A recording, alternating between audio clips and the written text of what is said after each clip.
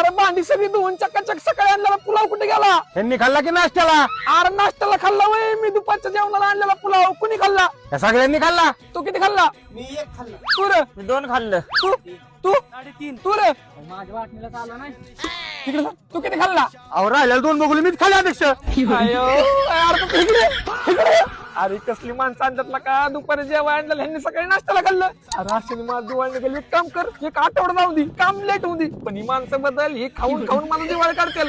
ए यार कसं पाणी मारतोय असं? मग कसं मारायचं? अरे माशाला पवायला ना अध्यक्षाला. काय काय? अरे अध्यक्षाला शिकवायचं नसतं. अरे एवढा इथं पाईप असून तुला का बादलीने पाणी मारतोय? पाईप पाणी मार की. ए यार काय झालं? का मारतोय त्याला? बायाला बघून म्हणते चोली के पीछे काय? काय म्हणते बाळांना? चोली के पीछे काय? अरे टोली की पिची तुझी दादी आम्ही. अरे हे असल्यामुळे का बाया काय मला खबर जेवण बनवाय कोण नाही खाणायला.